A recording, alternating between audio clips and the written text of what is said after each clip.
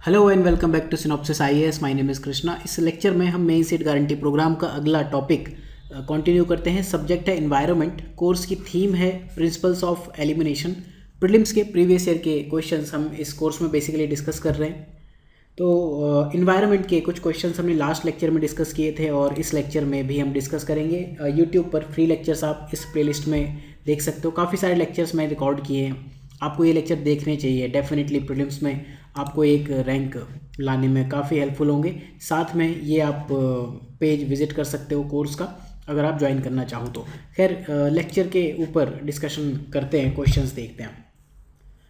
Environment के ऊपर इस बार काफ़ी कुछ कहा गया कि कुछ रैंडम से क्वेश्चंस पूछ लिए, टफ़ है, ये है, वो है। डेफिनेटली टफ़ तो है ही, लेकिन अनअटेम्प्टेबल नहीं है। अगर हम प्रीवियस ईयर क्वेश्चंस को फॉलो करते हैं, प्लस जो हमारी बेसिक एलिमिनेशन टेक्निक से कॉमन सेंस हमने सीखा है, प्लस जो हमारी स्टैंडर्ड बुक्स हैं, अगर इन तीन चीज़ों को लेकर हम चलते हैं, साथ में जो स्टैंडर्ड करंट अफेयर्स हैं उनको लेकर चलते हैं, तो इन्वायरमेंट में काफ़ी क्वेश्चंस अटेम्प्ट किए जा सकते थे। ऐसा नहीं था कि अनअटेम्प्टेबल है। चलो ये क्वेश्चन देखते हैं।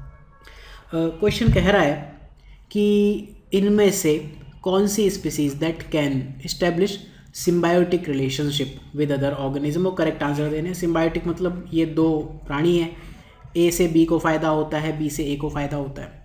जैसे भैंस के ऊपर कीड़े चल जाते हैं तो उनको खाने के लिए बगुला आ जाता है, उसको खाना मिल जाता है, भैंस को कीड़ों से छुट्टी मिल जाती है। सबसे सिंपल फॉर्म है सिम्बायोटिक रिलेशन की। तो अगर हम सिंसियरली तैयारी कर रहे हैं तो हमें ये पता है कि निडेरियंस, इसको निडेरियंस पढ़ेंगे तो ये कोरल्स से रिलेटेड है।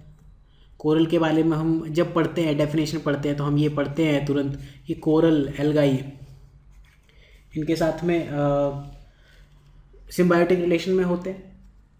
एल्गाई कोरल को ऑक्सीजन वगैरह देते हैं, कोरल एल्गाई को शेल्टर देते हैं, प्रोटेक्शन देते हैं, फोटोसिंथेसिस करने देते हैं, ये सारी चीज़ें, राइट। तो स्टेटमेंट 1 हमें पता है। फंगस, लाइकन के ऊपर क्वेश्चन पूछा था 2014 में, और भी पहले पूछे, तो ये भी हमें पता होना चाहिए।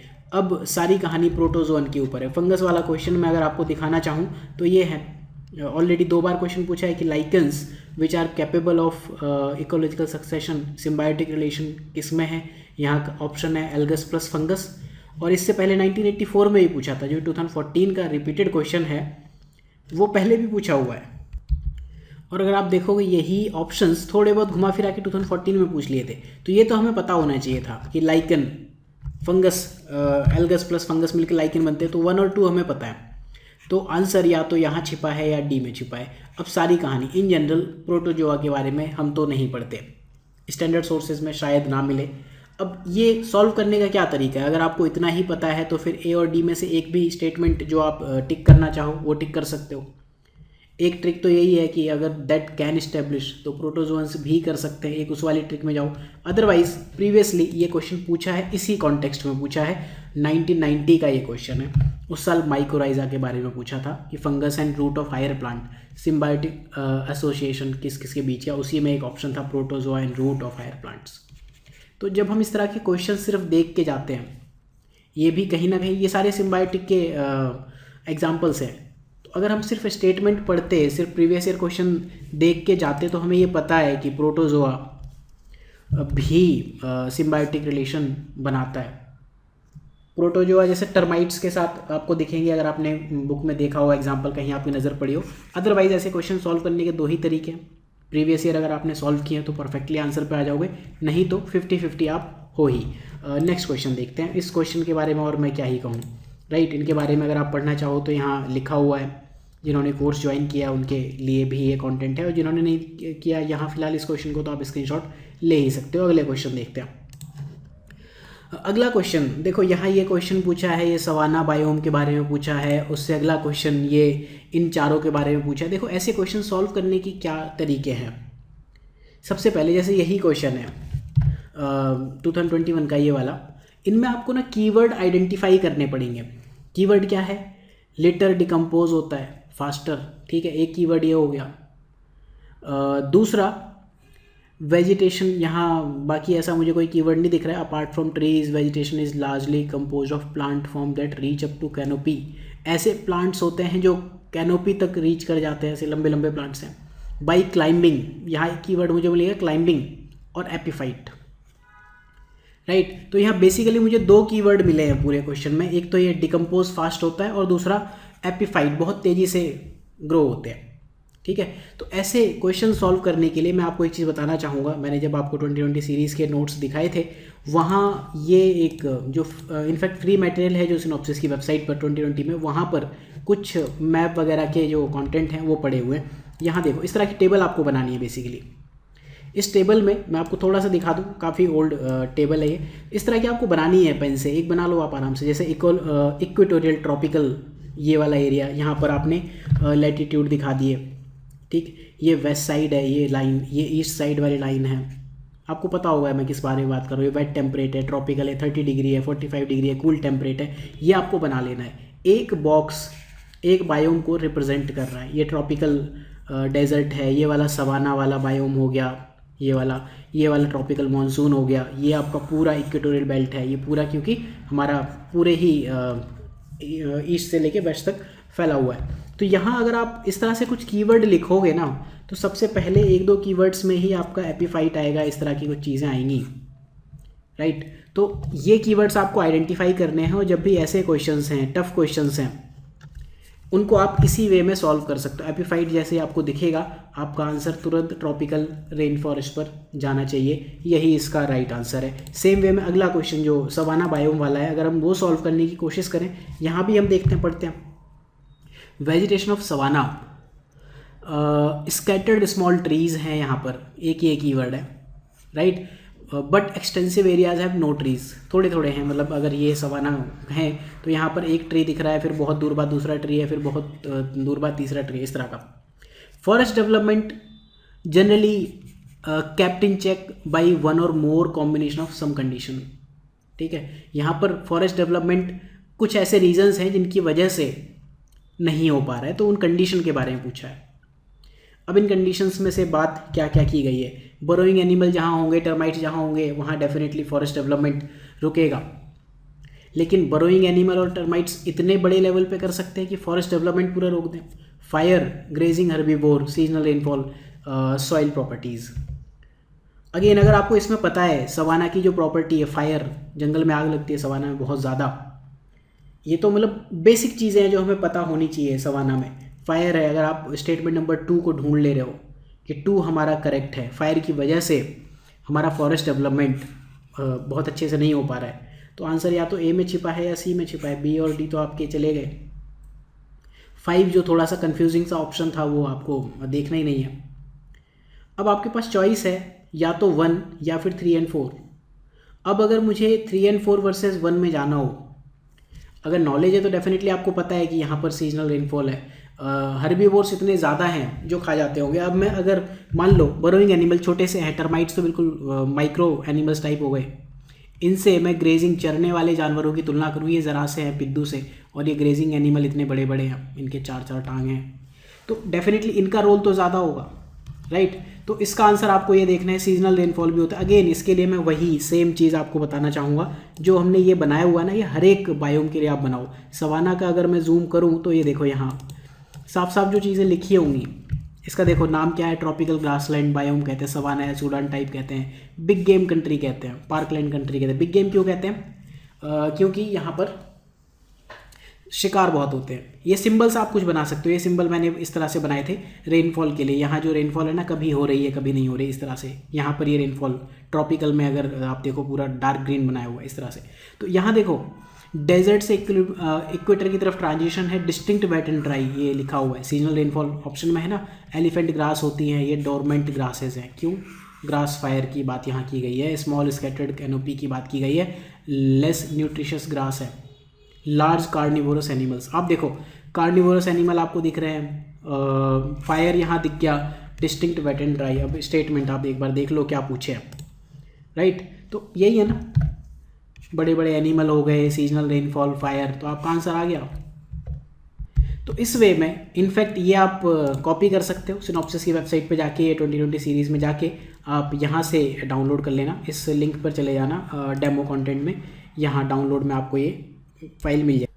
बैठ के 1 घंटा टाइम दे के बना लेना, ये समझ आ जाएगा। इसमें मैं अगर आपको एक्सप्लेन करूँ तो ये रेन वेन के सिंबल ऐसे बनाए हुए, एक बार पढ़ लेना, आपको समझ आ जाएगा क्या क्या है। राइट, अब अगला क्वेश्चन देखते हैं। हालांकि बुक की लाइन उठा के पूछी है लेकिन इसमें थोड़ा सा कन्फ्यूज़न का स्कोप रहा एग्जाम में।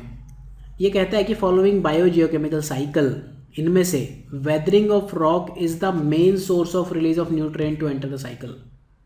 अब वेदरिंग ऑफ रॉक अगर आप देखो तो कार्बन नाइट्रोजन तो आप एलिमिनेट कर दोगे, इनका तो इससे कोई लेना देना नहीं है।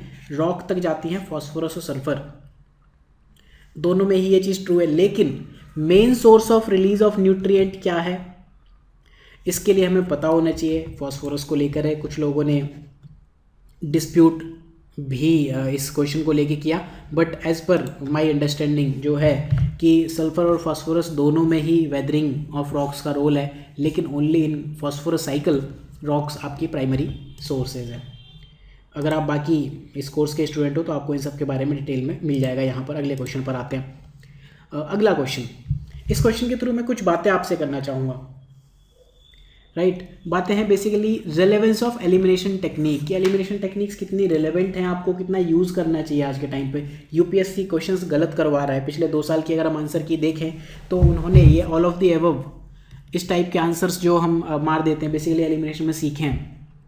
जब भी हम साइंस एंड टेक देखेंगे, टेक्नोलॉजी क्या नहीं कर सकती, सब कुछ कर सकती है, हम कहते हैं ऑल ऑफ द एबव। जब भी हमें दिखा पॉल्यूटेंट क्या क्या हो सकता है, हमने ऑल ऑफ द एबव मार दिया। तो ये इस तरह के जो स्टेटमेंट हैं पिछले 2 साल से यूपीएससी ने गलत कराए हैं। लेकिन अब यहाँ क्वेश्चन ये है, चलो ये क्वेश्चन मान लो इसमें कि बी और डी में कुछ लोगों को डाउट है कि पता नहीं टेलीफोन लाइन से होगा कि नहीं होगा। तो ऐसे क्वेश्चन में देखो आपके पास ना चॉइस कुछ नहीं है। क्या आपने कहीं पढ़ा है मैग्नेटिक पॉल्यूशन? इन जनरल हम नहीं पढ़ते मैग्नेटिक पॉल्यूशन। क्वेश्चन ये पूछ रहा है कि मैग्नेटिक पार्टिकल्स जिनसे न्यूरो डिजेनरेटिव प्रॉब्लम्स होती हैं वो इन्वायरमेंट पॉल्यूटेंट किस कैटेगरी के जनरेट कर रहे हैं, कैसे कर रहे हैं? Right, magnetic particle are generated as, ये पूछा है। तो बेसिकली मैग्नेटिक पॉल्यूशन के बारे में बात कर रहा है। अब मैं ये कहूँ कि इसमें all of the above true नहीं है, तो हो सकता है यूपीएससी ने ऑप्शन गलत करा दिया हो। बहुत लोग आप क्वेश्चन करते हो कि एलिमिनेशन टेक्निक्स में गलत हो रहा है तो हम एग्जाम में अटेम्प्ट करें या ना करें। तो मेरा आपसे क्वेश्चन यही है, क्या आपने कहीं मैग्नेटिक पॉल्यूशन पढ़ा है? शायद नहीं पढ़ा है। क्या किसी ने भी पढ़ा है? मैं सिर्फ आपकी बात नहीं कर रहा हूँ, नॉट ओनली यू, जितने भी सीरियस एस्पिरेंट्स हैं इन जनरल मैग्नेटिक पॉल्यूशन की बात नहीं करते जब तक कि ऐसी चीज़ें हाईलाइट ना हो जाएं। तो चॉइस क्या है ऐसे क्वेश्चन सॉल्व करते हुए? ऐसे क्वेश्चन सॉल्व करते हुए आपको 2 ही चॉइस हैं, या तो छोड़ दो, लीव, या फिर अटेम्प्ट करो। अगर अटेम्प्ट करोगे आपको आता है नहीं तो ऑप्शन आपको डेफिनेटली डी ही लगाना पड़ेगा। Right, magnetic pollutant motor vehicle के ब्रेक से हो सकता है, ब्रेक लगता है तो क्या पता मैग्नेटिक पार्टिकल प्रोड्यूस होते हो। मोटर व्हीकल के इंजन से आ सकता है, माइक्रोवेव से आ सकता है, पावर प्लांट से आ सकता है, टेलीफोन लाइन सबसे आ सकता है। सॉल्यूशन जो हमने रिसर्च करके बनाया वो यही है, सबके बारे में बात कर रहा है। इनफैक्ट जो व्हीकल ब्रेकिंग सिस्टम है मेजर सोर्स है मैग्नेटाइट के। राइट, तो इस तरह से आपको आंसर तो देने, लेकिन एग्जाम हॉल में हमें नहीं पता, तो एग्जाम में आपको ऐसे क्वेश्चंस अटेम्प्ट भी करने चाहिए और उन पे आंसर डी पर ही जाओ जब तक कि आपको कोई बहुत बड़ा ही अजीब सा स्टेटमेंट ना दिख जाए। ठीक है, अभी एक और क्वेश्चन की हम बात करेंगे, ऐसा ही जो क्वेश्चन होगा उसका भी डिस्कशन करेंगे। रीज़न क्या है, मान लो ये गलत करा दिया, सपोज इसका आंसर ए बी या सी में से कोई है, सबने डी लगाया है जो भी अटेम्प्ट कर रहे हैं, तो कट ऑफ नीचे जाएगी, आप एटलीस्ट बाहर नहीं होगे। तो इस केस में आप क्या है, या तो सब लोगों के साथ नेगेटिव में जा रहे हो, कट ऑफ नीचे जा रही है, या फिर आप +2 पे जा रहे हो। तो go and attempt such questions अगर आप यूपीएससी निकालना चाह रहे हो प्रीलिम्स का। सेम वे में सिमिलर सा क्वेश्चन देखते हैं कि why there is a concern about copper smelting plant. इनमें से करेक्ट आंसर देना है। अगेन वही, they may release carbon dioxide lethal quantities, copper slag can cause leaching of सब हैवी मेटल्स। फिर यहाँ का है कि they may release sulphur dioxide as a pollutant. Answer कैसे दोगे? अगर हम एलिमिनेशन ट्रिक्स पे जाए जो हमने सीखी हैं तो हम ये कहते हैं जब भी मे हो, कैन हो, इस टाइप के जो स्टेटमेंट हैं वो ट्रू होनी चाहिए। हमारा आंसर यहाँ पे आ गया, डी हो गया। सिंपल है, बट यहाँ अभी कहानी बाकी है। कहानी स्टेटमेंट नंबर 2 तो कहता है कि कॉपर स्लैग, ये वाला स्टेटमेंट कहता है कि copper slag can cause leaching of some heavy metals into the environment. ये एक तो कैन की बात कर रहा है, फिर कह रहा है लीचिंग ऑफ सम, कुछ हैवी मेटल कर सकता है। एक बहुत ही माइल्ड सा स्टेटमेंट है, बिल्कुल कोई चीज़ कसम खा के नहीं कहती, बहुत दावे के साथ नहीं कहती कि नहीं ऐसा होगा ही। अगला क्वेश्चन जो अगला स्टेटमेंट है वो भी यही कह रहा है, they may release sulphur dioxide as a pollutant, यहाँ भी माइल्ड सा स्टेटमेंट है, राइट। तो 2 और 3 तो ठीक है, मुझे कोई दिक्कत नहीं, बी या डी में से मैं श्योर हूँ। लेकिन जो इशू आ रहा है वो ये आ रहा है, they may release lethal quantities of carbon monoxide. अब copper smelting point plant carbon monoxide तो रिलीज कर सकते हैं, लेकिन वो क्या लीथल क्वांटिटीज रिलीज कर सकते हैं कि ये क्वेश्चन वाली बात है, हो सकता नहीं भी करते हों। और इन जनरल ऐसा कहीं मिला नहीं है। अगर हम रिसर्च की बात करें तो कॉपर ऐसा कहीं भी नहीं लिखा है, ऐसे कोई रिलायबल सोर्सेज नहीं है जो ये प्रूव करें कि that are release in lethal quantities. ये बात कहीं भी नहीं कही गई है, हमने बहुत सारे रिसोर्सेज चेक करके देख लिए। तो ऐसे क्वेश्चन में क्या करोगे आप? देखो, दे मे रिलीज, जब ऐसे आप फंस जाओ, एलिमिनेशन ट्रिक को एलिमिनेशन ट्रिक से ही कॉन्फ्लिक्ट में करा दे आपके सामने यूपीएससी, तो आप क्या करोगे? क्या आप सोचो, क्या कोई ऐसा केस हो सकता है कि किसी प्लांट से लीथल क्वांटिटी ऑफ कोई गैस निकल जाए? हो सकता है, बिल्कुल हो सकता है। कोई एक्सीडेंट हो जाए, आपका कंट्रोल हट गया प्लांट से, तो इट मे, आपका प्लांट से कंट्रोल हट गया, टेम्परेचर हाई हो गया, प्लांट फट गया, एनीथिंग, तो ऐसा हो तो सकता है, राइट। लीथल मतलब अनकंट्रोल्ड कोई चीज़ है। बॉम्ब क्या होता है? Anything uncontrolled is bomb, when controlled becomes uncontrolled, that is a bomb. कहीं भी देख लो लाइफ में, जो भी चीज़ है जहां आपने कंट्रोल खोया, अल्टीमेटली वो बॉम्ब हो सकता है। तो अगर कॉपर स्मेल्टिंग प्लांट में किसी भी वे में कंट्रोल छूट गया आपका, तो फिर lethal quantities of CO2 anything release हो सकती है। तो इस अगर लॉजिक से मैं जाऊं, देन इसका आंसर डी होगा, एंड स्टेटमेंट नंबर 1 भी हमें ट्रू कंसीडर करना पड़ेगा। तो इस तरह से आप थोड़ा सा सोचो, केसेस सोचो ऐसे क्वेश्चंस में कि क्या ऐसा कभी हो सकता है। उसका रिवर्स करके देखो, नेगेटिव करके देखो। मैं कह दूँ कि नहीं, दे मे नॉट रिलीज, वो कभी रिलीज ही नहीं करेंगे लिटल क्वांटिटी। मैं कहूँगा कि वो बिल्कुल भी कोई भी हैवी मटेरियल इन्वायरमेंट में नहीं डालते। तो ऐसे जब क्वेश्चन में फंस जाओ ना, तो उनका आप रिवर्स करके देखो, क्या रिवर्स ट्रू है। अगर आपको लगता है कि रिवर्स ट्रू है, चाहे वो हिस्ट्री के क्वेश्चन हो, इन्वायरमेंट के क्वेश्चन हो, साइंस के क्वेश्चन हो, ये चीज़ें आपको फॉलो करनी है एग्जाम में। अब कुछ क्वेश्चन जो छोड़ने के लिए बने थे, आई डोंट थिंक कि ये क्वेश्चन बहुत से लोगों को आता होगा। कुछ को हो सकता है पेंगोलिन के बारे में आता होगा। फॉलोइंग एनिमल्स, एक तो इसमें 2 एनिमल ऐसे दिए हैं। पेंगोलिन तो चलो न्यूज़ में रहता है, NCERTs में है, बुक्स में भी है, बट क्वेश्चन क्या कहा है कि to reduce the chance of being captured by predators, adaptation की बात कर रहा है basically, which of the above organism rolls up and protect their vulnerable part. वो अपने जैसे कोई पंखों को रोल कर ले, कोई अपनी पूंछ को रोल कर ले, ऐसा कौन है? ये प्रॉपर्टीज़ हम इन जनरल नहीं पढ़ते जब तक कि बहुत स्पेसिफिक हम बायोलॉजी बैकग्राउंड से ना हो, या फिर हमारा ऑप्शनल जूलॉजी या बॉटनी में से कुछ हो, तब तक हम नहीं पढ़ते। हो सकता है 3 आपको पता हो, पेंगोलिन ऐसा करता है, तो भी आप C और D में ही आ पा रहे हो। तो ऐसे क्वेश्चंस नहीं आते। अगर तुक्का मारना है तो 50-50 में आओ, अदरवाइज लीव द क्वेश्चन। ऐसे क्वेश्चंस में इनफैक्ट मैं आपको कुछ और चीज़ें बताऊँ, नेशनल पार्क हुआ, बायोस्फीयर रिजर्व हुए, रामसर साइट्स हुई, या एनिमल्स हुए। अगर ऑप्शन में आपको ऐसी कोई चीज़ दिख रही है जिसमें से 3-4 ऑप्शन दिए हैं या 3-4 स्टेटमेंट हैं, कुछ चीज़ें आपने कम सुनी है, न्यूज़ में कम थी, और कुछ चीज़ें न्यूज़ में बहुत ज़्यादा थी, तो अगर आपको तुक्का मारना है, ये चीज़ मैंने कई बार करके देखी है, जो चीज़ न्यूज़ में ज़्यादा होती है वो आंसर में होती है। इसका आंसर भी पंगोलिन को कंसीडर करता है। तो ये चीज़ आप ज़रूर कर सकते हो। जब भी आप ऐसे क्वेश्चंस में फंसो, आप ये देखो, याद करने की कोशिश करो कि साल भर के आपने करंट अफेयर्स पढ़े, उसमें से न्यूज़ में सबसे ज़्यादा क्या था, क्योंकि करंट अफेयर से बेस्ड क्वेश्चन है। किसी एक के बारे में करंट अफेयर्स में कुछ छपा होगा, बाकी 2 उन्होंने वैसे बना दिए। तो पेंगोलिन आप लगा सकते हो। इसका आंसर डी है, हैजॉग भी है। अब इसके बारे में लिखा है कैसे प्रोटेक्ट करता है, इतने डिटेल में हम नहीं पढ़ते, लेकिन आगे आने वाले अटेम्प्ट्स के लिए हमें डेफिनेटली ये चीज़ें हमें पढ़नी चाहिए। ये मारमोट है, ठीक है, बंदर और चूहे जैसा लग रहा है बिल्कुल देखने में, ये पेंगोलिन है, राइट। अगला क्वेश्चन देखते हैं। ये क्वेश्चन तो इजी होना चाहिए था, इनफैक्ट मेरे ख्याल से शायद ही किसी ने गलत किया होगा। What is blue carbon? जब ऐसे क्वेश्चंस आते हैं, हो सकता है आपने ना पढ़ा हो, करंट अफेयर्स में था ये डेफिनेटली, बट इसको सॉल्व करने का क्या तरीका? आप स्टेटमेंट में देखो, यहाँ ओशन वाटर लिखा हुआ है, अगले में फॉरेस्ट की बात कर रहा है, एग्रीकल्चर की बात कर रहा है, अगले में पेट्रोलियम एंड नेचुरल गैस की बात कर रहा है, अगले में कार्बन प्रेजेंट इन एटमॉस्फेयर। तो अगर मैं बिल्कुल बच्चे वाले लॉजिक से भी इस क्वेश्चन को सॉल्व करूँ तो मैं कहूँगा वाटर से रिलेटेड है। ब्लू, अगर नहीं याद आ रहा, रिलेटेड चीज़ें याद करो। ब्लू इकोनॉमी की हमने बात की, blue economy that is related to ocean. हम ब्लू रिवॉल्यूशन की बात करते हैं, that is related to fishing, water से रिलेटेड है। तो ब्लू कार्बन भी कहीं ना कहीं ओशियन से रिलेटेड होगा। और ये इनफैक्ट जितने लोगों से मैंने आज तक बात की उनके अकॉर्डिंग उन्होंने ये सही ही किया था। तो आपको ये चीज़ें ध्यान रखनी ताकि ऐसे क्वेश्चंस गलत ना कर दो। कॉपर स्मेल्टिंग हम देख चुके हैं। अगला क्वेश्चन देखते हैं, फर्नेस ऑयल। अब यहाँ पर ऑल ऑफ द अबव नहीं चलेगा इस क्वेश्चन में। इन्होंने कहा कि फर्नेस ऑयल के बारे में कंसीडर द फॉलोइंग स्टेटमेंट, इनमें से कौन सा करेक्ट है। मैं ये कह सकता हूँ फर्नेस ऑयल है। स्टेटमेंट नंबर 2 पर जाऊँ, some industries use it to generate power. कुछ इंडस्ट्रीज यूज़ कर सकती है, मर्जी है मेरी, मैं फर्नेस ऑयल यूज़ करूँ, कैरोसिन ऑयल यूज़ करूँ, कुछ भी यूज़ करूँ, राइट। तो स्टेटमेंट नंबर 2 ट्रू हो सकता है। It's use causes sulphur emission into environment. Furnace oil से सल्फर आ सकता है, ठीक है। सल्फर इनफैक्ट जैसे ही हम बर्निंग कर रहे हैं, अगर पावर जनरेट हो रही, सल्फर आ सकता है। BS फ्यूल की जो पूरी कहानी है BS 6 तक ट्रांजिशन की, उसमें सल्फर ने एक बहुत बड़ा रोल प्ले किया है।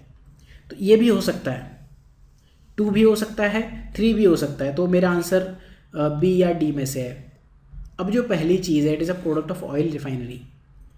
ये आपका इन सब ट्रिक से नहीं होगा कि एलिमिनेशन ट्रिक आप सीख लो, ये आपको पता होना चाहिए कि फर्नेस ऑयल है या फ्यूल ऑयल जिसे हम कहते हैं, right. I think fuel oil इसी को कहते हैं। तो ऑयल रिफाइनरी का प्रोडक्ट है, ये आपको पता होना चाहिए। अगर पता है then you can go for D, all of the above. नहीं तो फिर आप दिक्कत में आओगे। फर्नेस ऑयल के बारे में अगर आप और पढ़ना चाहो तो एक चीज़ है, दुनिया का 8 से 10% सल्फर फर्नेस ऑयल से आता है। पावर प्लांट और शिप वगैरह में, इंडस्ट्रियल प्लांट में यूज़ होता है। फ्यूल ऑयल भी कहते हैं इसको। तो इस तरह की चीज़ें आपको देखनी है। इसमें आपकी ऑल ऑफ द अबव वाली ट्रिक काम नहीं कर रही है क्योंकि स्टेटमेंट 1 आपको पता होना चाहिए। लेकिन अभी मैं कहूँ ऑयल रिफाइनरी, अगर आपने रिफाइनरी के डिस्टिलेशन प्रोडक्ट के बारे में पढ़ा है, इसमें कितने सारे प्रोडक्ट होते हैं, हैवी से लेकर लाइट ऑयल तक। यहाँ पर हैवी होंगे या लाइट होंगे। तो फर्नेस ऑयल क्या इसमें आ सकता है? मैं कहूँगा हाँ, आ सकता है, ठीक है। तो मुझे ये नहीं पता कि फर्नेस ऑयल ऑयल रिफाइनरी से आता है, लेकिन अगर मैं कहूँ ऑयल रिफाइनरी से क्या फर्नेस ऑयल आ सकता है, आंसर हाँ आ सकता होगा शायद। तो उस केस में अगर मुझे तुक्का मारना है then I will go for D। अगला क्वेश्चन, कॉमन कार्बन मेट्रिक। अब ये तो ऐसे क्वेश्चंस हैं कि आपको आने चाहिए, करंट अफेयर्स का पार्ट है। ये क्वेश्चन ऐसे हैं जैसे ही आप देखो आपको ये भी पता होना चाहिए कि UNEP का है, आपको ये भी पता होना चाहिए कि बिल्डिंग ऑपरेशन से रिलेटेड है, कार्बन फुटप्रिंट की बात कर रहा है। बाकी स्टेटमेंट आपको पढ़ लो, एलिमिनेट कर लो, देख लो कि बाकी स्टेटमेंट क्या कह रहे हैं। डेफिनेटली देखने चाहिए, क्या पता और बेटर हो नीचे कोई आंसर, या ये वाला स्टेटमेंट इंक्लूड करके कहीं और दे दिया हो, राइट। लेकिन ऐसे क्वेश्चंस मैं ये कहूँगा अगर आप सीरियस एस्पिरेंट हो और आपने करंट अफेयर्स ठीक ठाक फॉलो किए हैं तो ये क्वेश्चंस आप आराम से सॉल्व कर लोगे। इस तरह के क्वेश्चंस करने चाहिए सॉल्व, राइट। अगला क्वेश्चन देखते हैं, इसमें कुछ लर्निंग्स भी हैं इसको। With reference to New York declaration on forest, बहुत ही छोटा सा डिक्लेरेशन लग रहा है, बहुत इंपॉर्टेंट तो नहीं है।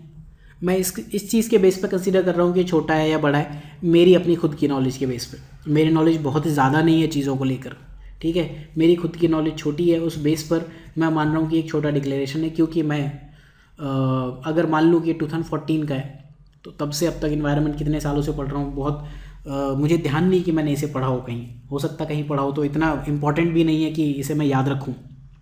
अब ऐसे एक छोटे मोटे डिक्लेरेशन के बारे में पूछा है कि विच of the following is correct.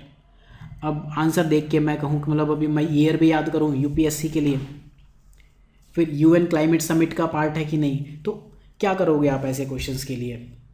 ऐसे क्वेश्चंस के लिए देखो मैं आपको 2-3 चीज़ें बताऊँ। इन्होंने कहा न्यूयॉर्क डिक्लेरेशन है, ठीक है। कुछ चीज़ें आप याद करो, जैसे क्वेश्चन में क्या है कि it endorses a global timeline to end loss of forest. एक लॉस ऑफ फॉरेस्ट को रोकना चाह रहा है, एक पॉजिटिव सी चीज़ है। हमने क्या बात की थी पिछले कुछ लेक्चर में कि जो भी पॉजिटिव चीज़ होगी ना उसके आउटकम पॉजिटिव होंगे। तो न्यूयॉर्क डिक्लेरेशन ऑन फॉरेस्ट के ऊपर ही पूरा डिक्लेरेशन है, तो लॉस ऑफ फॉरेस्ट के लिए बात कर सकते हैं, ठीक है। It is endorsed by government, big companies and indigenous communities. Positive सी चीज़ लगती है कि ठीक है एक डिक्लेरेशन आया होगा, लोगों ने अडोप्ट कर लिया होगा, ऐसी चीज़ें लगती हैं। क्वेश्चन कहाँ फंस रहा है? लीगली बाइंडिंग पे। अगर मैं स्टेटमेंट 2 और 4 की बात करूँ तो अगर मैं कहूँ सिर्फ 2 ट्रू है तो मैं A और D में फंस जाता हूँ, अगर मैं कहूँ 4 ट्रू है तो फिर A और C में फंस जाता हूँ, राइट। तो अब देखो यहाँ कुछ चीज़ें मैं आपको बताना चाहूँगा। डिक्लेरेशन, जहाँ भी आपको इस तरह की कुछ चीज़ दिखे, समिट हालांकि दोनों सेंस में यूज़ हो सकती है, फिर भी समिट हुई, रिजोल्यूशन हुआ, डिक्लेरेशन हुआ, इस तरह के जो कीवर्ड हैं वो इन जनरल लीगली बाइंडिंग नहीं होते। मेरी बात ध्यान रखना, इन जनरल कह रहा हूँ मैं। अब ऐसे तो पेरिस क्लाइमेट समिट भी है, बहुत सारी समिटें हो सकती है, but in general declaration mild form है कन्वेंशन की, ठीक। These are not legally binding in general. अगर आपको एग्जाम में तुक्का मारना है तो ऐसे मारोगे। ऑन द अदर हैंड अगर मैं कहूँ प्रोटोकॉल, ठीक है, ट्रीटी और कन्वेंशन, ये सब लीगली बाइंडिंग कैटेगरी में आते हैं ज़्यादातर। इनफैक्ट यूएन कन्वेंशन तो कई बार ग्लोबल लॉज बन जाते हैं। आपने कन्वेंशन अगेंस्ट टेररिज्म सुना होगा, राइट। तो ऐसी चीज़ों में जब हमें तुक्का मारना हो तो लीगली बाइंडिंग को हम अवॉइड करना चाहेंगे। और India was one of the signatories. आप देखोगे जो इस तरह के छोटे मोटे डिक्लेरेशन होते हैं उनमें कुछ में इंडिया सिग्नेटरी होता भी है, कुछ में नहीं भी होता। तो ये चीज़ हम बहुत क्लियरली नहीं बता सकते। खैर अपनी नॉलेज पे जाते हैं। हमारे अकॉर्डिंग स्टेटमेंट नंबर 2 ट्रू दिख रहा है, स्टेटमेंट नंबर 4 ट्रू दिख रहा है, एंड स्टेटमेंट नंबर 3 अगर ज़रूरत पड़ी तो हम इसको फॉल्स मानेंगे, गलत मानेंगे, अगर ज़रूरत पड़ी तो, कि हमारे पास ऑप्शन ही ना बचे। 1 और 5 के बारे में हम क्लूलेस है, हमारे पास हमारी आंखें फटी पड़ी हैं, हमें पता नहीं 1 और 5 के बारे में ये क्या है। चलो 2 को ट्रू मानते हैं, 2 यहाँ है, 2 यहाँ है। 4 को ट्रू मानते हैं तो 2 और 4 यहाँ है और कहीं भी नहीं है। आंसर आ गया मेरा 1, 2 एंड 4 ए। अब अगर मुझे ज़रूरत पड़ती कि मैं 3 को गलत मान लूँ, राइट, कि यहाँ पर है, तो ये जो हमारी नॉलेज है कि इस तरह की चीज़ें लीगली बाइंडिंग नहीं होती, तो 3 हमारा गलत है, परफेक्टली गलत है, राइट। हालांकि हमें चेक करने की नीड नहीं पड़ी, लेकिन गलत है। अब जैसे मैंने कहा था इंडिया ऐसे केसेस में सिग्नेटरी हो भी सकता है और नहीं भी हो सकता है, तो ऐसे में आप तुक्का मारने से बचना, लेकिन तुक्का आप डेफिनेटली इन चीज़ों को मारोगे, ठीक। मैं आपको कुछ चीज़ें और बताऊं। जब आपको ऑप्शंस में आपको कुछ ऐसी चीज़ें दिखें, जैसे फॉर एग्जांपल पॉवर्टी रिमूवल की बात की गई हो, एम्प्लॉयमेंट जनरेशन की बात की गई हो, देन एम्पावरमेंट की बात की गई हो, इस तरह की चीज़ हो कोई, या डेमोक्रेसी की बात की गई हो, या फिर डेमोक्रेसी के साथ डिसेंट्रलाइजेशन की बात की गई हो, जैसे ग्राम सभा हो गई, देन पीपल पार्टिसिपेशन हो गया, लोगों की participation, community mobilisation, knowledge increment, awareness, AWARE awareness, sustainable, इस तरह के जब कीवर्ड दिखें आपको तो उसको आप ट्रू मानोगे। यहाँ देखो कम्युनिटी की बात की गई, कम्युनिटी कीवर्ड यहाँ दिख रहा है, ठीक। यहाँ क्या है, positive, and the loss of forest, in general empowerment की बात कर रहा है, ठीक है। इन्वायरमेंट, सस्टेनेबल की बात कर रहा है, जैसे हमने क्या बात की, सस्टेनेबल होना चाहिए। पॉवर्टी हो गया, एम्पावरमेंट हो गया, एम्प्लॉयमेंट हो गया, डेमोक्रेसी हो गया, पीपल पार्टिसिपेशन हो गया, डिसेंट्रलाइजेशन हो गया, ग्राम सभा, कम्युनिटी मोबिलाइजेशन, नॉलेज इंक्रीमेंट। यहाँ पर हमने क्या लिखा था, कुछ तो लिखा था, अपनी राइटिंग पढ़ने में कभी कभी दिक्कत हो जाती है, ये अवेयरनेस लिखा था, ये सस्टेनेबल। तो इस तरह के जब कीवर्ड्स आपको दिखें उनको आपको इन जनरल ट्रू मानना है, ठीक है। और लीगली बाइंडिंग के लिए अगेन जो भी आपके समिट है, रिजोल्यूशन है और रिजोल्यूशन और डिक्लेरेशन तो स्पेशली ये नॉन लीगली बाइंडिंग की कैटेगरी में आएंगे। And at the same time जो मैंने क्या होता है, प्रोटोकॉल, ट्रीटी एंड कन्वेंशन, ये आपके लीगली बाइंडिंग की कैटेगरी में आएंगे। हमेशा 100% ट्रू नहीं है, बट इन जनरल ये देखा गया है। सेम वे में अगर कहीं क्वेश्चन में अथॉरिटी लिखा हो, फलानी अथॉरिटी, तो इन जनरल वो किसी एक्ट से बनती है। इंडिया में कोई अथॉरिटी है, NBA हो गई या कोई सी, तो वो एक्ट से बनती है, वो एक स्टैट्यूटरी बॉडी होगी, ये भी आप ध्यान रखना। ये चीज़ इस क्वेश्चन से रिलेटेड तो नहीं है अथॉरिटी, लेकिन याद आ गई तो बता दिया। तो न्यूयॉर्क डिक्लेरेशन ऑन फॉरेस्ट के बारे में आपको पढ़ना है तो भैया पढ़ लो। India is not a signatory, और इन्होंने कहा कि इस साल तक हम फॉरेस्ट का बिल्कुल बढ़ा देंगे। अगला question, R2 code of practice, current affairs का क्वेश्चन है। मैं आपसे कमेंट सेक्शन में इसका आंसर जानना चाहूँगा, लेकिन ठीक है कुछ इसमें यहाँ डिस्कस करना चाहूँगा। यहाँ ऑप्शन देखो, R2 कोड ऑफ प्रैक्टिस, पहला कह रहा है कि environmentally responsible practices in electronics recycling. अगला कह रहा है वेटलैंड की बात कर रहा है, रामसर, तीसरा कह रहा है एग्रीकल्चरल क्रॉप, चौथा कह रहा है कि EIA। अब R2 code of practice, environment impact assessment हमने पढ़ा है, उसमें हमें ऐसा कुछ दिखा नहीं R2 कोड ऑफ प्रैक्टिस, अगर होता तो एक बहुत बड़ी न्यूज़ होती। ये मैं मान रहा हूँ कि आपको पता होना चाहिए करंट अफेयर्स की नॉलेज से, लेकिन नहीं पता तो इसको हम कैसे अप्रोच कर सकते हैं। अगर हुआ होता R2 कोड ऑफ प्रैक्टिस तो EIA छोटा सा चैप्टर होता है, छोटे से करंट अफेयर्स में कहीं एक बार आता है साल में, तो अगर होता तो न्यूज़ में आता। एग्रीकल्चर को लेकर R2 कोड ऑफ प्रैक्टिस आ जाए, एग्री को लेकर, ऐसा तो अब तक मैंने नहीं सुना कि एग्री को लेकर कहीं कोड ऑफ प्रैक्टिस चल रही हो। छोटी छोटी चीज़ें इंडिविजुअल लेवल पर किसी के कुछ हो जाते हैं, वो हम उनको यूज़ कर ले, जैसे ZNBF जैसे ही आया, किसी ने उसकी खोज की और वो उसके बाद से न्यूज़ में आ गया, तो इसको भी मैं एलिमिनेट करना चाहूँगा। अब मेरे पे स्टेटमेंट A और B है। एक वेटलैंड की बात कर रहा है, अगेन ये रामसर से रिलेटेड न्यूज़ है। रामसर इतना बड़ा कन्वेंशन है, अगर R2 कोड ऑफ प्रैक्टिस आया होता तो आपको पता होता। अब अगर मैं याद करने की कोशिश करूं, मैंने R3 के बारे में ज़रूर पढ़ा है, reuse recycle reduce, reuse recycle reduce. इसमें जो ये रिसाइकल कीवर्ड है ना, यहाँ मुझे इलेक्ट्रॉनिक्स से मिलता जुलता दिख रहा है, और जो रीयूज़ रिसाइकल रिड्यूस है इलेक्ट्रॉनिक्स इंडस्ट्री ई वेस्ट के लिए आता भी है। अगर मैं इस अप्रोच से सॉल्व करना चाहूँ, अगर मुझे नहीं पता, एग्ज़ाम में दिमाग चल जाए, माइंड माई वर्ड्स, एग्जाम में हमेशा दिमाग नहीं चलता, लेकिन थोड़ा सा 1 महीने प्रैक्टिस करो। MSGP कोर्स का पर्पज़ यही है, ताकि दिमाग चलाओ आप। मेरा कोर्स ये पूरा एग्जाम एंड तक चलेगा, ताकि आप चीज़ों को सोचो। तो R2 जैसे हमने R3 पढ़ा है, रिलेटेड लग रहा है कि इन्वायरमेंटली तो नहीं, बट रिसाइकलिंग से रिलेटेड ज़रूर होगा। अगला 2021 का लास्ट क्वेश्चन देखते हैं इन्वायरमेंट में। ये असर्शन रीजनिंग का क्वेश्चन है। तो अब तक मैं आपको काफ़ी क्वेश्चंस में बता चुका हूँ कि असर्शन और रीजनिंग के क्वेश्चंस आपको कैसे सॉल्व करने हैं। ऐसे क्वेश्चन में आपको इन जनरल सबसे पहले आप क्या ट्राई करोगे, असर्शन रीजनिंग के क्वेश्चंस अगेन मैं आपको बता दे रहा हूँ, और जो ये क्वेश्चन होते हैं जिसमें स्टेटमेंट A दिया हो, B दिया हो, C दिया हो, D दिया हो, और स्टेटमेंट 2 ही हों। Consider following statement 1 and 2। A कहता हो 1 ओनली, B कहता हो 2 ओनली, C कहता हो बोथ 1 and 2, D कहता है नीदर 1 नॉर 2। जब भी आपको इस तरह के स्टेटमेंट दिखते हैं, नज़र आते हैं, ये वाले या फिर ये असर्शन रीजनिंग वाले क्वेश्चंस जब आपको दिख रहे हैं, तो इनमें आप ट्राई करोगे कि एक ऑप्शन ट्रू या फॉल्स आइडेंटिफाई करने की कोशिश करो। जैसे ही हमने ये कह दिया एक ऑप्शन फॉल्स है, अगर हम यहाँ कहते हैं कि 1 फॉल्स है, तो मेरा A और C गलत हो गया। अगर मैं कहता हूँ कि मेरा B ट्रू है, राइट, स्टेटमेंट नंबर 2 ट्रू है, तो फिर मैं ये कहूँगा कि या तो B या तो C। जब एक ट्रू है ही तो A और D में से नहीं हो सकता, इस तरह से, राइट। अगर यहाँ पर मैंने एक फॉल्स इस्टेब्लिश अगर कर दिया तो मेरा इमीडिएटली आंसर आता है। यहाँ क्या कहता है, both statement 1 and 2 are correct, statement 2 is the correct explanation. दोनों स्टेटमेंट करेक्ट हैं बट करेक्ट एक्सप्लेनेशन नहीं है। एक कहता है कि स्टेटमेंट 1 ठीक है, 2 गलत है, दूसरा कहता है स्टेटमेंट 1 गलत है, 2 ठीक है। Tree city of the world, ये न्यूज़ में था, हैदराबाद बनाया गया। अब किसने बनाया? दूसरा, Hyderabad selected for recognition for a year following its commitment to grow and maintain the urban forest.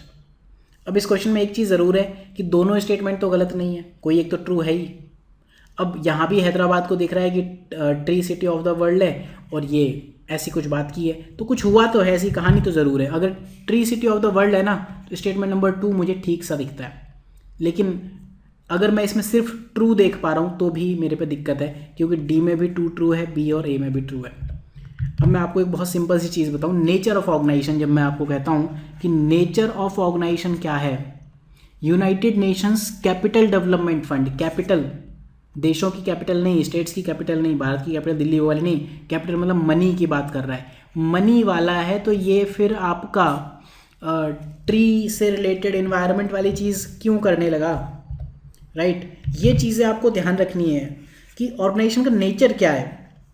United nation UNFCCC होता है, एक बार को मैं मान लेता, IUCN होता है, एक बार को क्वेश्चन होता, बट यहाँ कैपिटल डेवलपमेंट फंड है।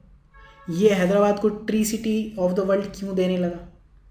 तो स्टेटमेंट नंबर 1 मेरा हो गया फॉल्स, और जैसे ही मैंने कहा स्टेटमेंट नंबर 1 इज़ फॉल्स, तो आपके पास कोई चॉइस ही नहीं बची, स्टेटमेंट नंबर 2 को ट्रू होना ही पड़ेगा। ऐसा एक ही ऑप्शन है जहां स्टेटमेंट नंबर 1 फॉल्स है, तो ये आंसर हुआ इसका डी।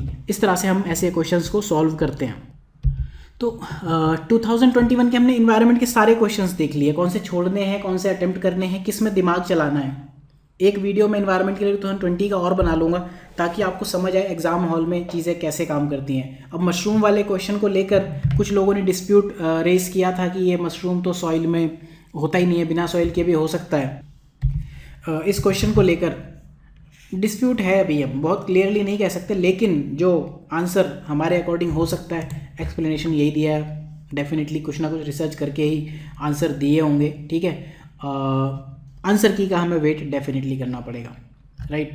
तो इस तरह से जिन क्वेश्चन में डिस्प्यूट हो, अगर आप अब तक जाके श्योर नहीं हो पा रहे हो, किसी एक बंदे ने बिल्कुल बहुत बड़ा सा मैसेज किया आज व्हाट्सएप पे कि मशरूम तो ऑर्गेनिक सबस्ट्रेट पर होता है, सॉइल इसे चाहिए ही नहीं होती है, ये होता है, तुम कैसे टीचर हो, तुम्हें पढ़ाना नहीं आता है, फलाना ढिमका, ऐसे लोग पढ़ा रहे हैं यूपीएससी में, राइट।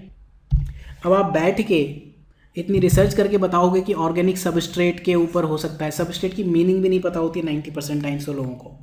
तो ऐसी चीज़ों में डिस्प्यूट में ना पड़े। हो सकता है इसका आंसर मशरूम ट्रू हो, ऑप्शन आपका 1 और 4 में आ जाए, लेकिन फिर भी अगर हम 1 और 4 में जाते हैं तो लाइकेंस, ये तो हमने देखा है ना, फंगस।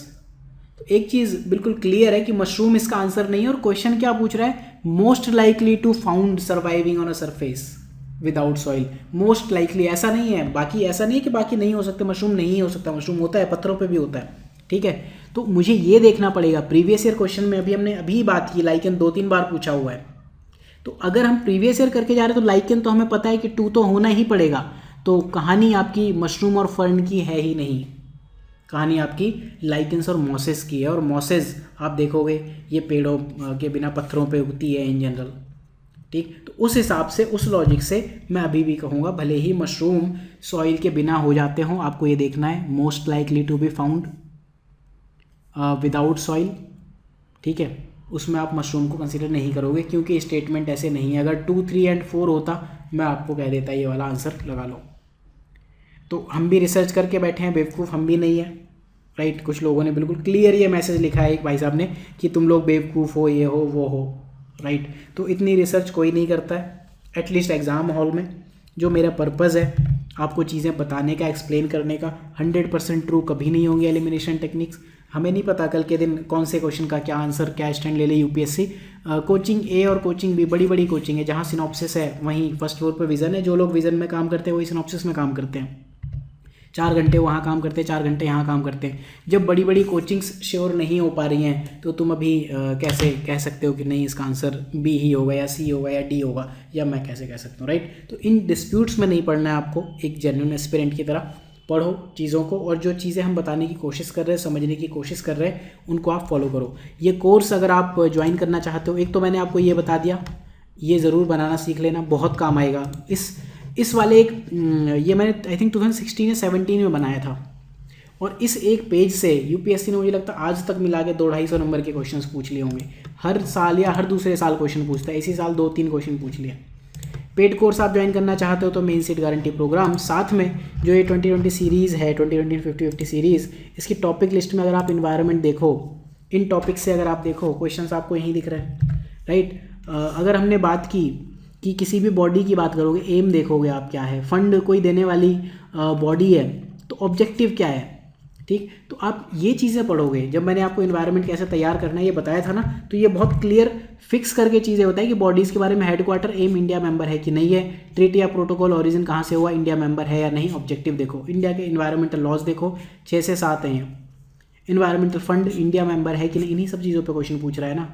ऑब्जेक्टिव क्या है, स्पीसीज़, कितने स्पीसीज़ पर क्वेश्चन पूछे, बट 100% हमारे कोर्स से आ जाएंगे स्पीसीज़ या किसी भी कोचिंग से आ जाएंगे, ऐसा कभी नहीं है। पॉल्यूटेंट से इस बार क्वेश्चन आ गया, और 1 compilation to replace Shankar IAS, ये चीज़ हमने दी हुई है। साथ में एक ये PDF आप डेफिनेटली डाउनलोड कर सकते हो, ये आपको यहाँ मिलेगी, साइंस टेक इंटरनल सिक्योरिटी। इससे बेटर कंटेंट अभी तक फ़िलहाल किसी ने भी नहीं दिया है यूपीएससी में, तो डाउनलोड करो इसे, पढ़ो।